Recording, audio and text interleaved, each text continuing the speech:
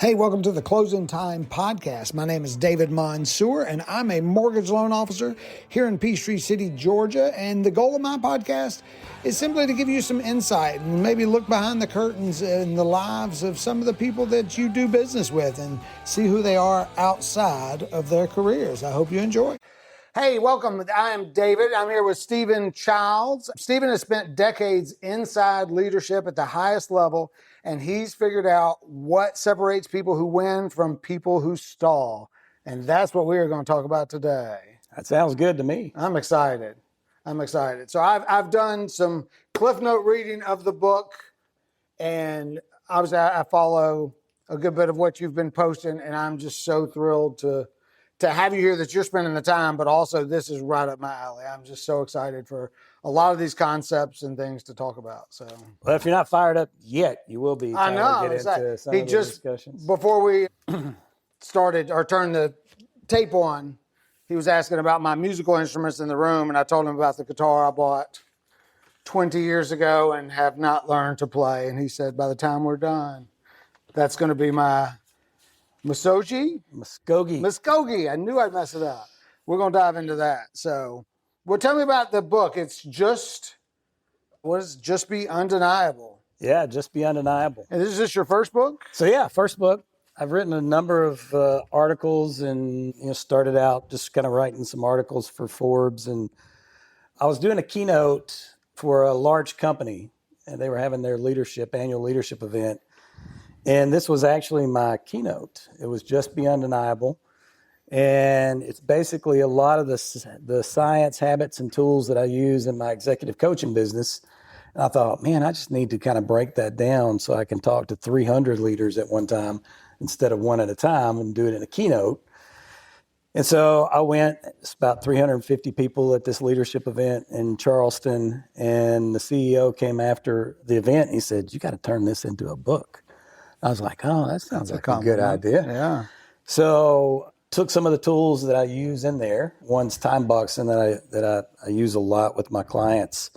Is where you pick one specific time, stick to that time, don't give it up unless you have to give it up. And so I put something on the calendar from 7 to 7:30 every morning, and I just wrote. Oh, so wow. I tried to figure out how to take the sections of a keynote and then build it up and do the chapters of the book. And then probably within 6 months, I had something that was good enough to kind of start talking with a publisher about. So I think you wrote in the book about, who's the author? I guess they had a thing about, it was Stephen King. I guess his habit was he wanted to write every single day. Yep. No matter what. That was his daily habit. He had to write something. Still does, I know think. that. Does he? Yeah. When's the last time he sent a book out? It's not about the book. It's not. It's just writing. So he's not writing a book when he's making that daily habit. Yeah, and actually, when you start, you kind of get yourself out of the mindset of you're going to be writing a book. Right. You just need to write, right? And stick on. What I did, I just stuck on the topics. So that way, at least the writing that I was doing was generating more creativity and more thoughts and more research. And then you start to hone it, right? And then you're like, oh, I like that part. I don't like that part. I thought that was going to be the core or the hook to this chapter. And now it's out altogether because I spent time doing this other work. So, yeah, it's just about kind of getting in the habit of writing. So I'm trying to think of where it was referenced, but something was just talking about for a business person to write down at the end of their week everything that went right, everything that went wrong. Just the fact of journaling it and writing it out, I guess, help you prepare for the next week, or just help you kind of recognize. And I think you mentioned something in the book as well about physically writing. Got a whole chapter just on that. About physically writing? Yeah. What does that do, I guess? I've heard that before. If you kind of look at the book, you'll see it's neuroscience based. So a lot of the stuff that I teach, a lot of the coaching that I do is all kind of grounded in neuroscience. So I look at how does the science back up some of these leadership principles that have been in place for a long time. Brian Tracy, if you ever go just do a YouTube search or ask ChatGPT to give you some really good information on a guy named Brian Tracy, he did a lot in that space of writing down your goals. Now, he didn't really tie neuroscience to it, although he did talk about it makes it sticky and those kind of things. It actually engages your subconscious. So I do this for a lot of different reasons, not just for like goals, writing down your goals or what you achieved, what you did really well the week, what you need to get done next week. But there's a really cool story that I have in here about a guy named Dr. Peter Attia. I don't know if you know Peter Attia. He's a swimmer, athlete, probably doing some of the stuff that you used to do in your past. And he's also an MD, and he talks a lot about how to get rid of your inner critic. So this internal voice that sort of beats you up on a daily basis. I'm not good enough. I'm not, it's amazing how many C-suite leaders that I deal with that have this internal critic that kind of beats them up. Wow. And one of the key ways to soften that and change that inner critic voice is to journal. And when you sit and have conversations with C-suite executives about journaling, it sounds a little fluffy at first. Yeah. And then once you introduce the neuroscience of right before you go to bed, what are the things that you really did well that day? And you got to look at this from a different perspective, not your internal perspective. So if you got some really good friends, and David's my really good friend, what would David say that you do really well? What would your kids say? What would your boss say that you did really well? And if you spend time writing that down, here's the things that I did today, and here's the things that I do really, really well, and here's the things I need to get done tomorrow. Right. Now those things are in your head. So if you get up in the morning, here's the things I need to do today. Here's the things that I did really well yesterday that I'm going to do well today. And that whole journaling process is completely rewires your internal critic. So our sales manager, it's funny you said that, it's weird how these things just come. I don't know if you pay attention to them more or they just hit you at the right time or you're just ready for it. But our sales manager just sent a message out last week or maybe a couple weeks ago that saying, hey, why don't consider Sunday night where you write out your plan for the week.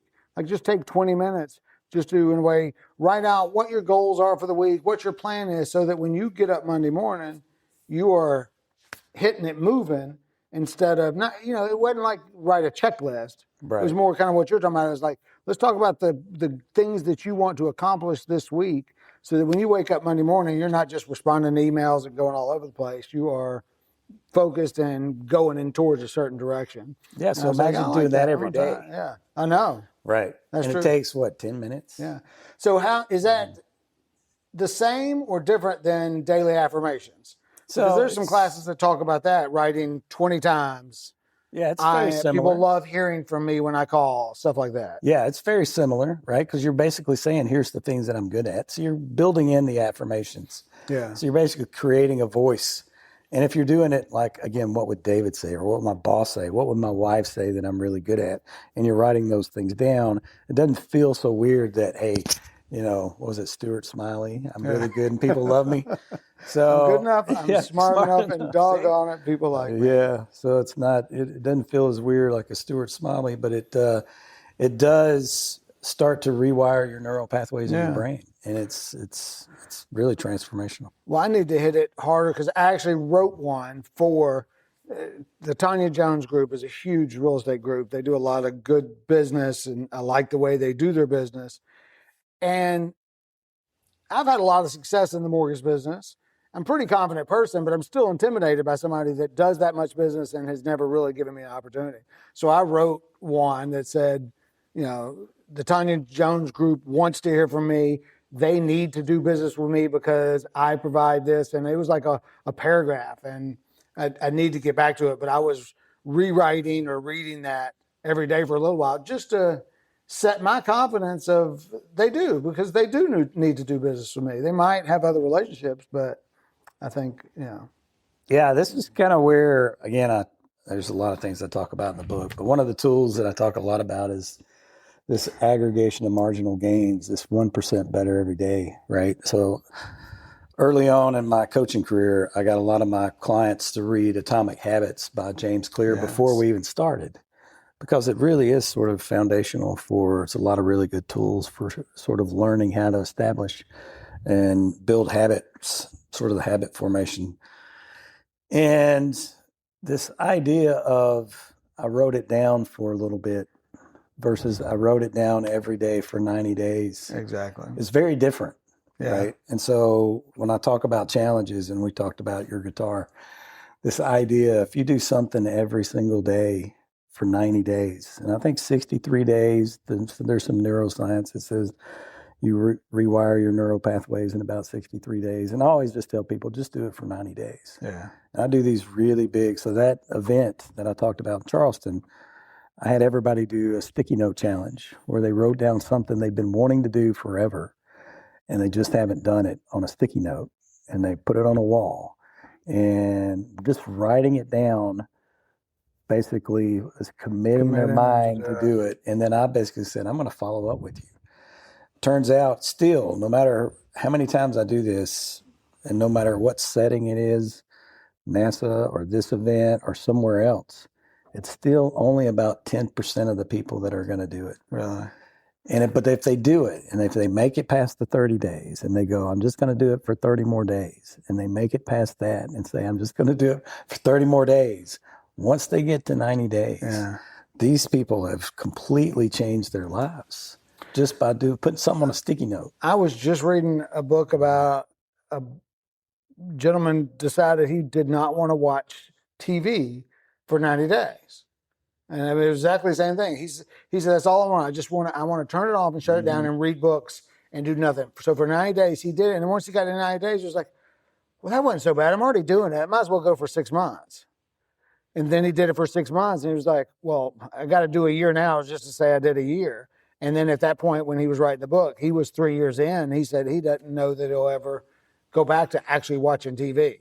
Yeah. I don't know what that meant, because he kind of hinted at he was Eagles fan or something, so you might go watch the news. I can't imagine. Like, I get maybe turning off the news and all those things, but he could probably dramatically change the way his habits were around TV. Yeah, how much time he was spending versus, I'm going to treat myself to a game, but I'm not going to sit in front of the tube for this long period. Well, I'm amazed at how many people do sit and there are times Friday or Saturday night, definitely in football season it's all day, but there are times when I just sit and veg out on some dumb TV shows. Yeah.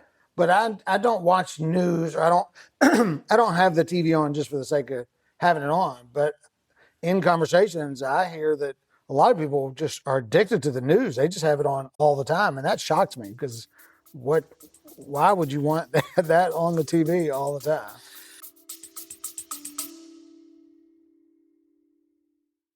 If you find this video, please subscribe.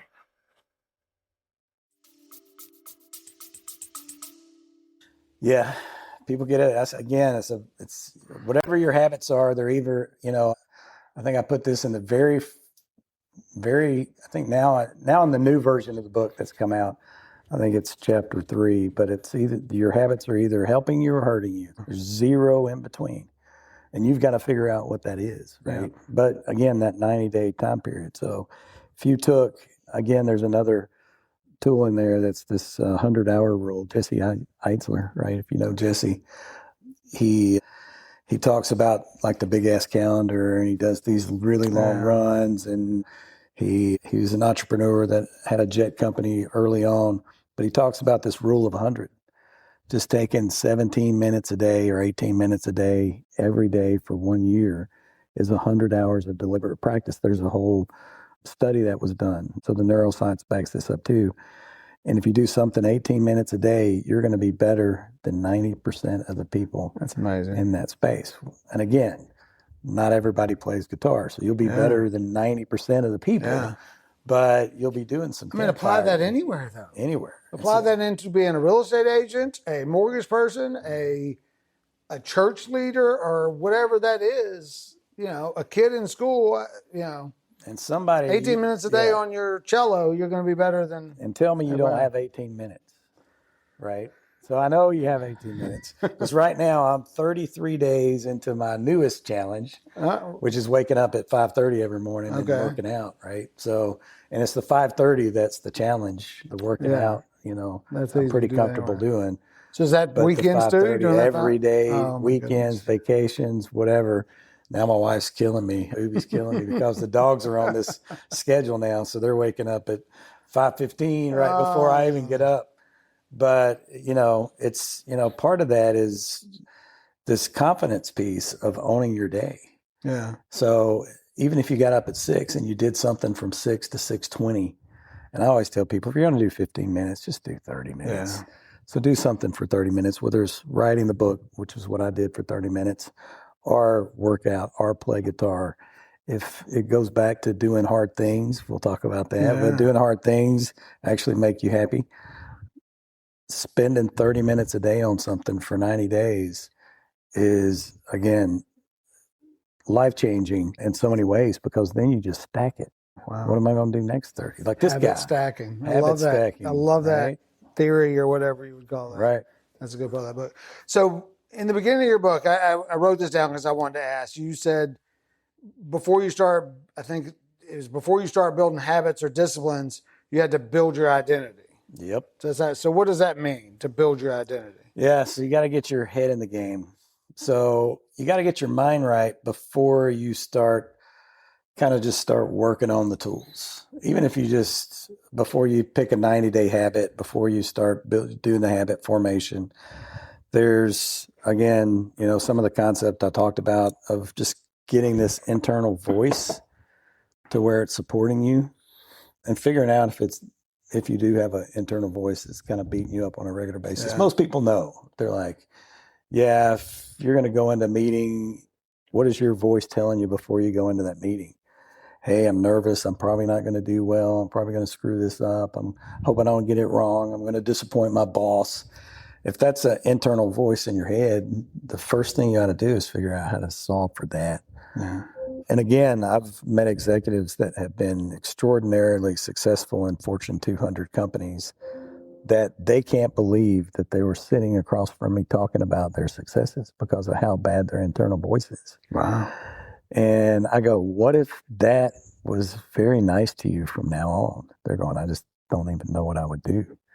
I said, well, that's what we're going to do for the next 90 days is we're going to change that first. Yeah. Then you're going to pick another habit. Then you're going to work on something that's going to transform your life in a different way. But yeah, getting your head in the game, figuring out how to mentally prepare for success before you start working towards it. All right, let me add another little angle in there, because I know one of the chapters you talked about not delaying, like jumping on opportunities or starting things and not waiting. So this is part of starting, is going through this process. But if they're picking this, okay, I'm going to do 100 days on the guitar, and I want to sit and think and get my mind right. Like, what does that look like? Because I don't want to sit and think for 3 weeks about getting ready to play the guitar. So, but you're telling me to get my mind right and get in the game. What does that look like? Is that journal it for a day, write it down? Is it a habit I need to create before I start my other habit? Yeah, depending on kind of where you are, where your headspace is at in the first place. Yeah. Right. So, I do have a chapter about saying yes. You ever seen the movie Yes Man by Jim Carrey? Yeah. Kind of the idiotic way of just saying yes to everything because this guy at a seminar kind of convinced him to take a covenant, commit to a covenant. So it's very similar to that. And this idea of saying yes to things, first is saying yes, let's just use your guitar as an example. So if you're saying, hey, I do want to commit to the guitar, right? First, before you just go 90 days all in, why do you want to do that? So spend some time thinking about why is that the thing that you want to do? Yeah. Right. So there's a tool. It's another Japanese name of a tool called Ikigai. And I won't go into all the details of Ikigai, but if you just look it up. Goal setting, yes. Yeah, if you just look it up to try to figure out where you want to spend your time and how that's going to value you, then. So is it enough to do it just because it's hard? Yeah. Like if that's the only reason, clearly it would be great to be able to play the guitar and sit around a campfire and do all that. But you have so many choices to spend your first 90 days on something. I'm just checking this because my phone rang just to make sure it did not stop, and it did not, so we're perfect. Yeah, so that I would be picking it because I've definitely got a 50% chance of failure. Yeah. Well, I mean, the cool thing, and not using your guitar, because your son likes to play. Yeah. He likes to play piano and some other things, right? So see, that's my why. You just connected right, it. I did that on purpose. So Wow. again, so if you're sitting thinking about this for a little bit, and then you go, well, how's this going to benefit me? Right? Yeah, it's going to be difficult. I've had it. So if I've had this for 25 years and now I'm going to, in 90 days, be able to play some songs with my son, then you're going to go, holy cow, talk about transformational. Well, All you just because earned it's every good. bit of money that I paid you to be here because, like, that connection right there is Right. all the motivation I need because you're always looking ways to connect with your kids. So that's to get your That's head in the game huge. first piece Yeah. too. It's not just I'm going to go crush this guitar because I've had it for 25 years. It's Yeah. what's the point? What's some other points other than it's hard? Yeah. Right? Because maybe there's something else you want to do. Maybe you want to cook. Maybe you want to learn how to cook and become a really good cook. But yeah. So let me ask you a question on that because this is something I struggle with all the time. You had a chapter talking about opportunity and jumping on opportunity. How do you know when something's an opportunity and when it's a distraction? You do not. You don't. You don't. And I'll tell you, I'll give you an example. I got really good and probably too good in the new version of my book that's coming out. I talk about strategic yeses, and you're not going to know really what those strategic yeses are. And I'm just going to give you a really quick example. So I had somebody that said, hey, would you mind coming? I'd wrote some goals. Let me back up just a minute. So every year I do vision boards, and I do these vision boards, and now I got my kids involved, and they don't even live at the house anymore. But every year at Christmas time, we get together, we have poster boards, and we start doing the vision boards, and we start talking about last year's vision boards. So a couple of years ago, I did a vision board, and I wrote down, I want to speak at one of the top industry events for human resources, being a CHRO. And I said, I want to speak at this SHRM event in California, and I put it on the vision board. Turns out I already missed the date to sign up to apply to speak at the event. And I said, well, I'm leaving it on the vision board. It's on there. Who knows, right? I can't go against the science of putting stuff on vision boards. That's right. Let the universe take care of it. So I put it on there. I had somebody go, would you mind speaking to this small event? And I was like, yeah, now I kind of do from an opportunity standpoint. I go, is that really going to be a good use of my time? And I go, I guarantee you somebody's going to be very helped by this talk. So I said, yeah, I'll do it. 30 people, I'll show up. So I show up, I do this talk for 30 people. Somebody in the audience says, hey, look, I'm responsible for putting together this bigger conference, this Georgia-based conference. Would you be interested in going to this conference, which has about 300 people?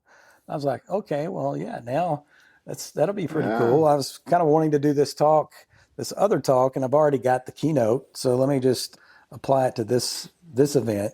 So I go to that event. So I get to this event, and somebody in the audience goes, hey, I'm in charge of putting together speakers and this program for this event in California that has 26,000 people. Would you be interested in doing this talk at that event? I go, turns out it's on my vision board. I'd missed the date, and they go, don't worry about the date. So we're going to get you in. You're going to be speaking at this event. And then I went and spoke at that event, and can't even tell you, even at that event in San Diego with 26,000 people at this event, the number of people I met that then turned into more things, and me speaking at NASA this past year and just whatever. It's unbelievable. All because I said yes to this small event that really didn't have a strategic value that I could see. Yeah. So you're not always going to know what those strategic yeses are. Sometimes you're just going to have to go, what do I feel? Yeah. Do I feel like this is going to be something that's important? And there's going to be times you're going to turn stuff down that probably could have led to something really cool, because you can't do everything. Right. But most of it ought to be fairly strategic. But don't discount the ones that you are just kind of pulling you. I hope that I provide some value for you. Just kind of pulling you in that direction, right? So I tend to still be open to, hey, I've got this group of people. Would you mind just speaking to this one person? I still do that. They're like, hey, would you just talk to this one person and meet him for coffee? And I'll go, I'll do that. Because you never know. Yeah, you don't. I don't want to fight the That's universe. awesome. No, that's definitely. I've always wanted to be a public speaker, but you talk about the negative self-talk. Like I am quick to go, you really have nothing to say.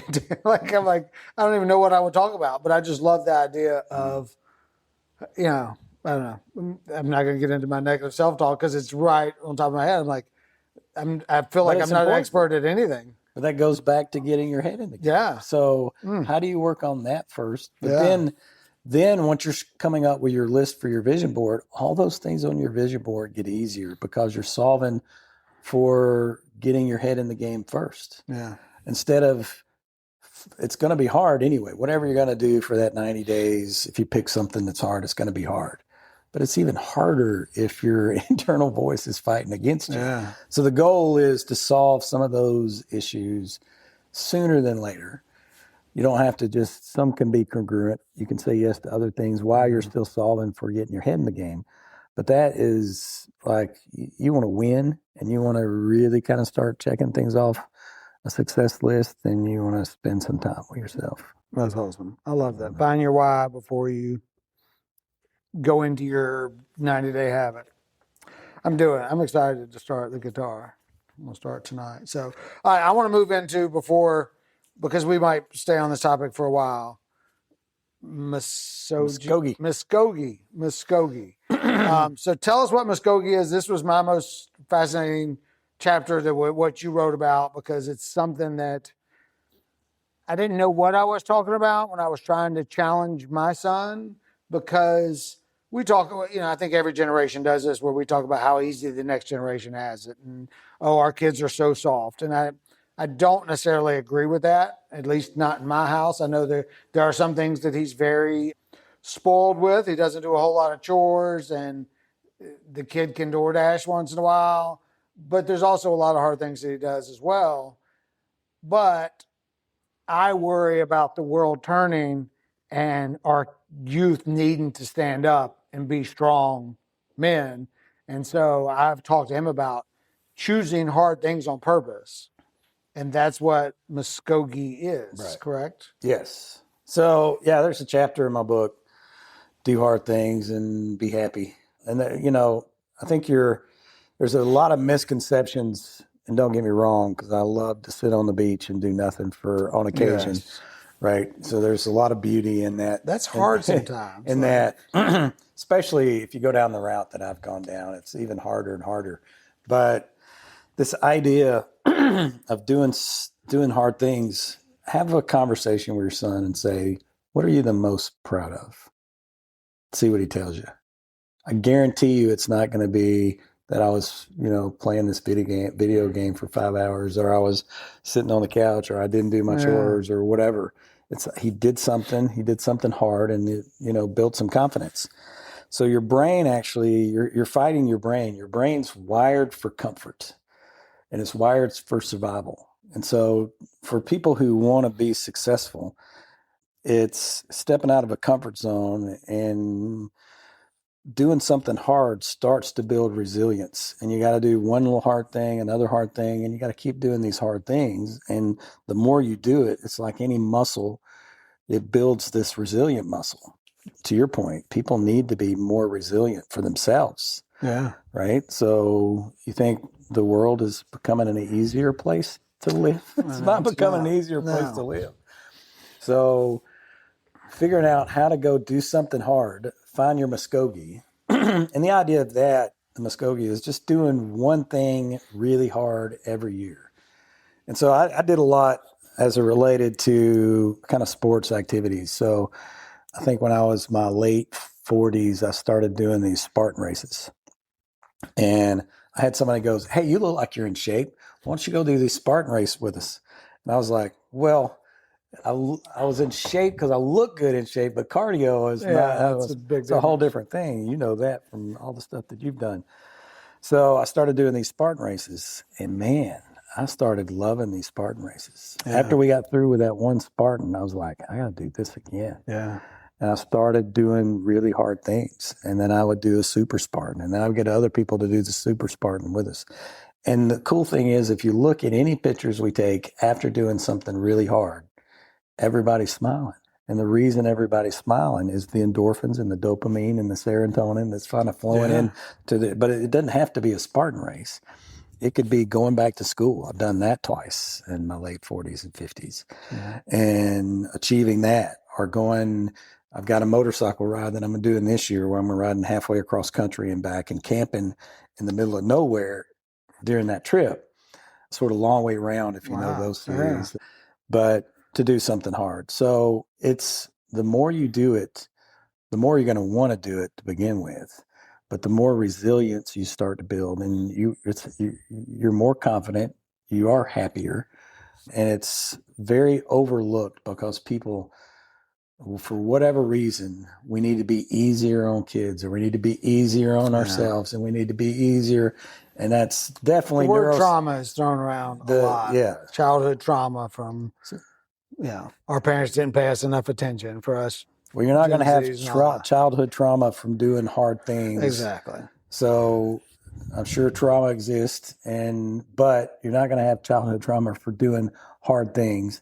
And I just tell people, just pick something. Right. Pick something that's hard. Doing something for 90 days. So that ties back to the guitar. Yeah, so doing something for 90 days every single day is really hard. Yeah. One of the 90-day things that I did, the hardest 90-day challenge that I've done was 0 sugar for 90 days. And that sounds like, okay, no problem. You just sugar, but bread and fruit and just anything that even turns into sugar. And again, I've been really hard on myself from broken bones. I've had 19 or so broken bones, 5 shoulder surgeries, completely restructured. Wow. Restructured wrist surgery. So waking up every morning was a little bit of a chore. When you take sugar out, there's a whole medical science on inflammation and how bad sugar is. I said, I'm just going to try it. So I went cold turkey, 90 days for no sugar. And that was so hard. But at the end of that 90 days, I was a different person. So is there alcohol that doesn't have sugar in it though? Because alcohol turns to sugar. Sorry, dude. So I just did. If you knew me, I am addicted to sugar, adult or desserts. So for Lent, I didn't try to give up sugar because to me that's just insane. But I gave up treats, sweets, desserts, like anything that was. You carved out a piece of that. A huge piece. Yeah. For me, a huge piece. Like I wasn't not eating the spaghetti sauce because it didn't have sugar or bread, but anything that was considered a manufactured treat or sweet and I did feel a lot better. And I got to the end and I was like, man, I should take it a next step and like try to eliminate a lot more. And it was Easter and I reverted back and ate a lot of sugar for the past week. And I felt horrible. Like my body is hurt worse now than it did before. And I wasn't even on no sugar. So I am going to try to I'm going to try to do that as well, eliminate more sugar, but I do like to have a cold beer by the lake. So I don't know if this is the right time of year for me to start. Again, see, I feel excuses coming I know it. I hate it. So, yeah, I mean, it does. I mean, even a lot of the foods that I really enjoyed, pastas and stuff like that. So, I mean, for that 90 days, but all my inflammation went away. Yeah. And I need that desperately. Yeah, and that was a game changer. And, afterwards, I was sort of like the guy you were talking about with the TV. Yeah. And I wasn't a big sugar guy, but I was a big bread and pasta guy. And so that I've pretty much cut out mostly. So my diet is very low sugar, very low carb, even today, because I went through that 90-day. Yeah. But I was telling her, I think once I get through with this 5:30, I'll probably still wake up at 5:30 every day moving forward. But I think I'm going to go back to the no sugar to own the inflammation piece back, right? Well, and it was the hardest thing, and I was so proud to do 90 days. That's huge, because I know how difficult that is, because I know how difficult it was just to avoid desserts or treats.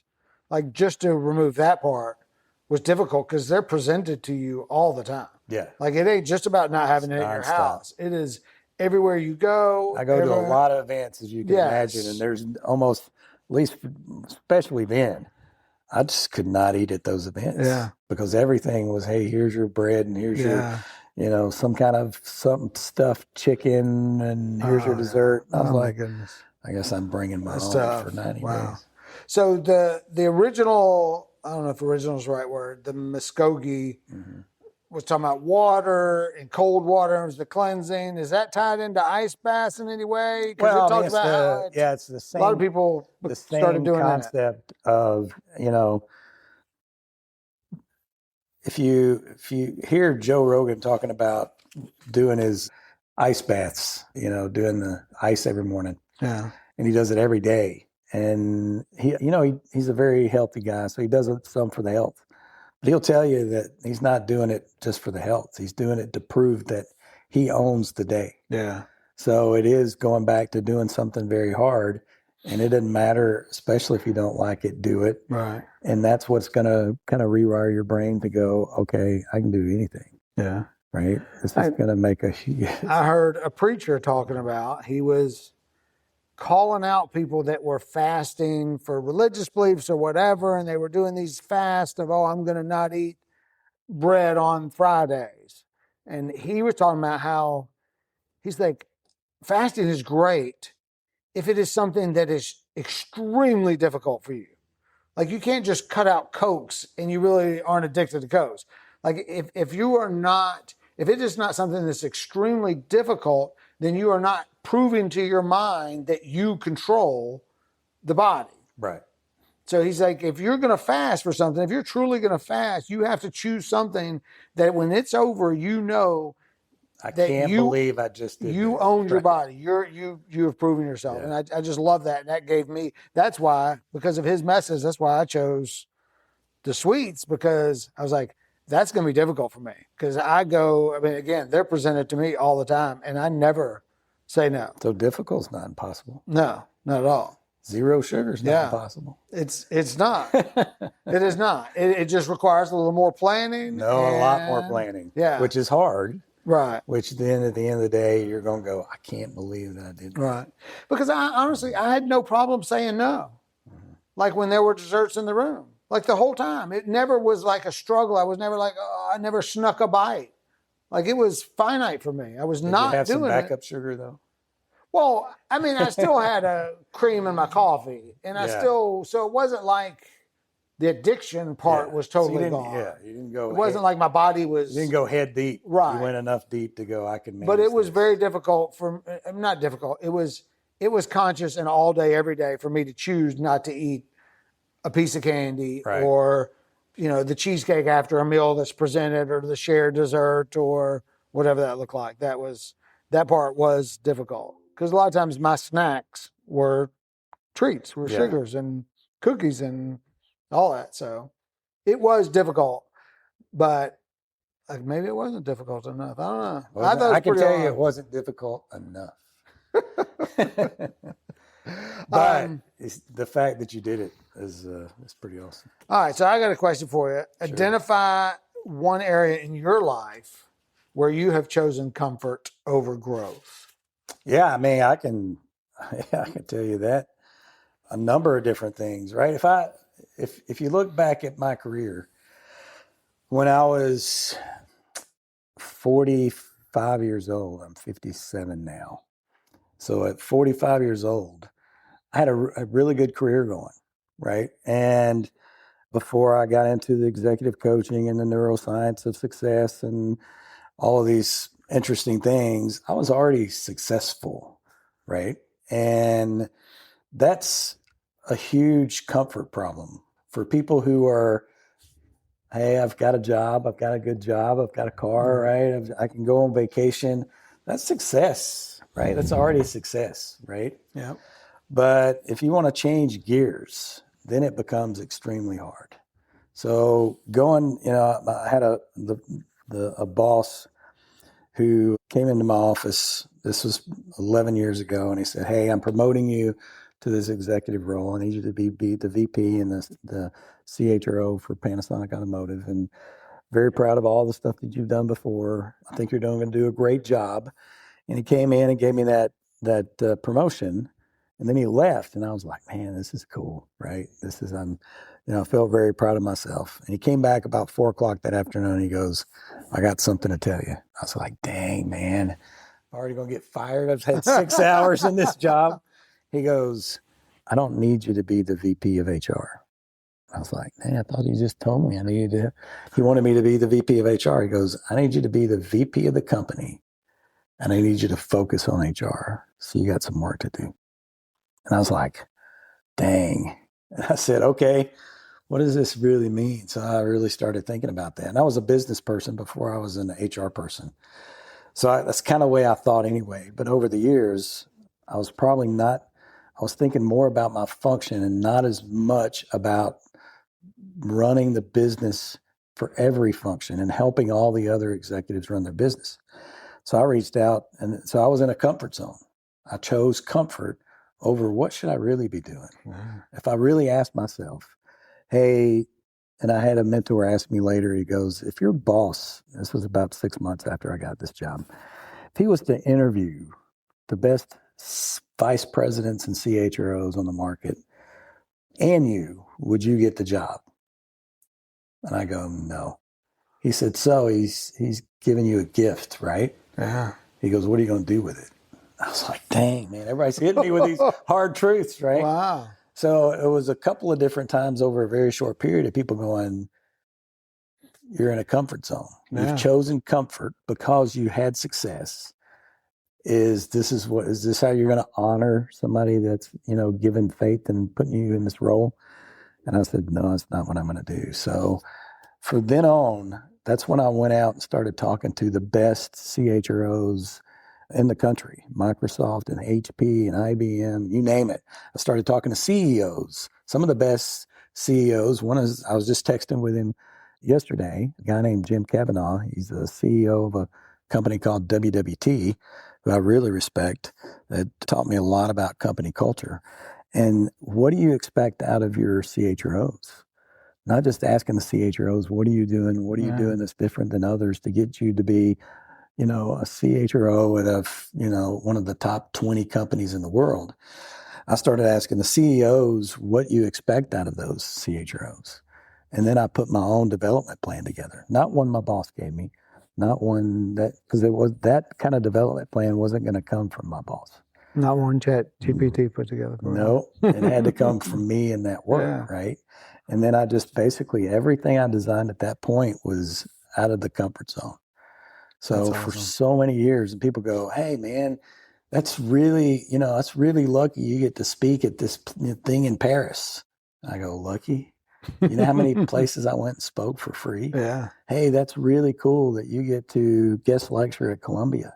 It's really lucky you get to do that. You go, do you know how much work it took to build the knowledge to be able to be asked to go and guest lecture at Columbia?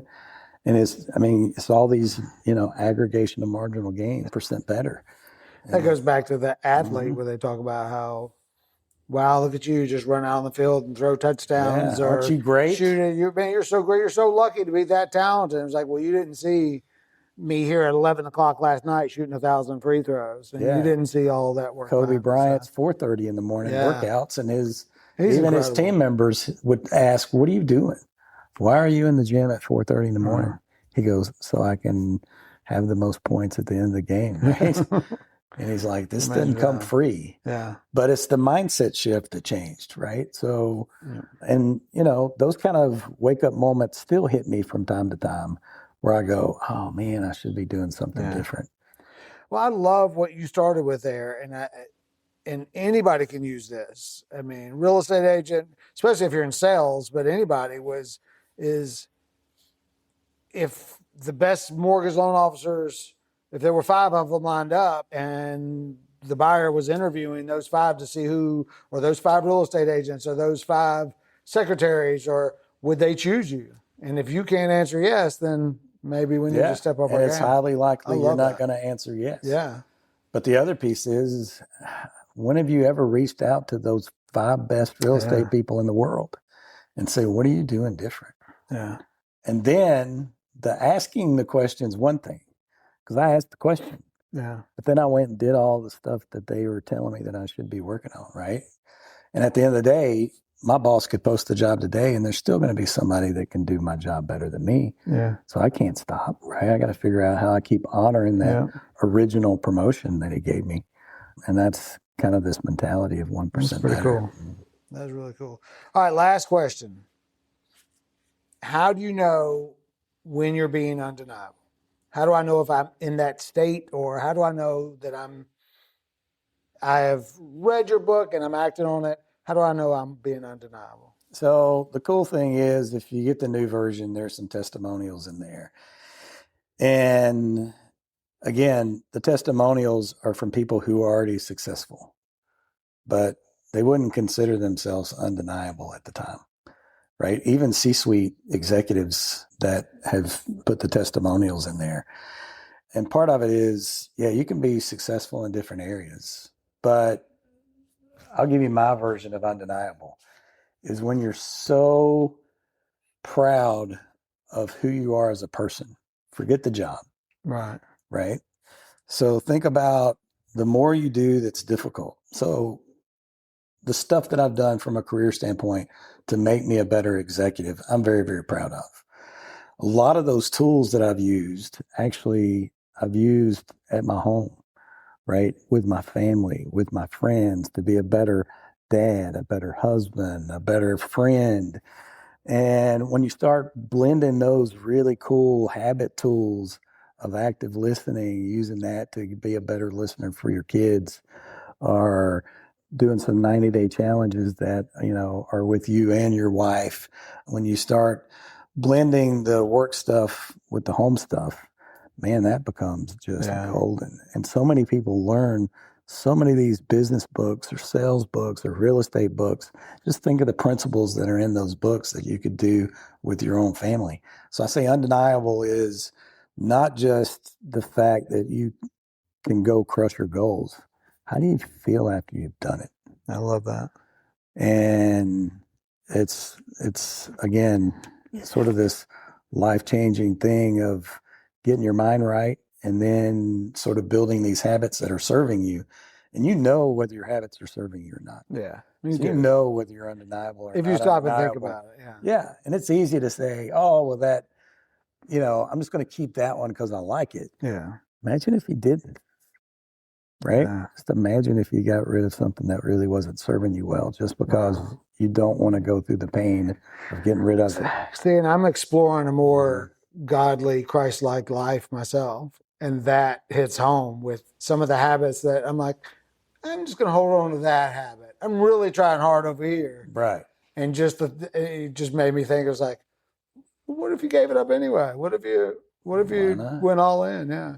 That's awesome. Because comfort's rhythm. The comfort is sucking you in. Yeah. This is what I do. I do have a beer by the lake. I do like to do them. I love the sugar, right? So I'm just going to do a little bit of the sugar. Yeah. But once you start putting your priorities together and go, how is this going to benefit me different? Yeah. So what is this going to look like in 90 days? Yeah. So you feel the easy route. Yeah. You feel the difference between if you're undeniable. Again, I was successful, but I wasn't undeniably successful. Yeah.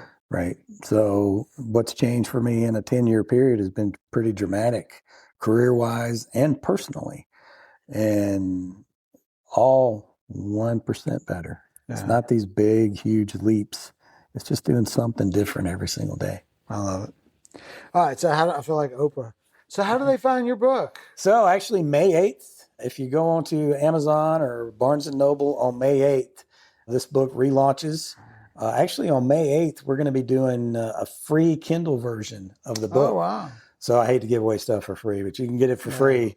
And you're going to love the Kindle book version so much, you're going to want to buy the normal hard. So it's a great gift. And Mother's Day, Father's Day right there. Graduation. Think about somebody who just graduated that needs to build some habits that are going to serve them starting a new job and changing, basically so many different changes. I love it. I've had a few people talk about how they're paying their kids to read. Mm-hmm. And what if your $100, whatever you give your kid or friend for graduation, what if it's contingent upon them reading this book? Right.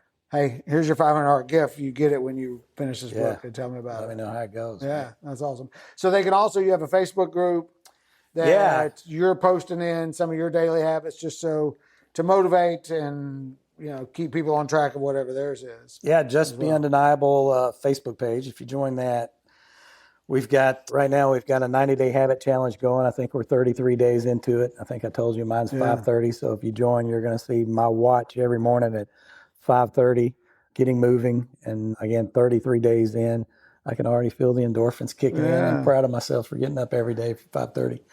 But yeah, join. There's people that are doing all kind of things, learning to play the piano. I have I'm going to start a band just through your group. My son-in-law, he's learning to play. He's in the Air Force, and he's actually running a marathon too, so he's training for that. So he's doing 2. Wow. And one of them's playing the piano, so he's been wanting to do that for a long time. So That's you can do anything. Just take it 90 days at a time. Thank you very much. I appreciate you Thanks being for having here. me on. I appreciate it. Yes, sir. Good to see you. Are you having a David day?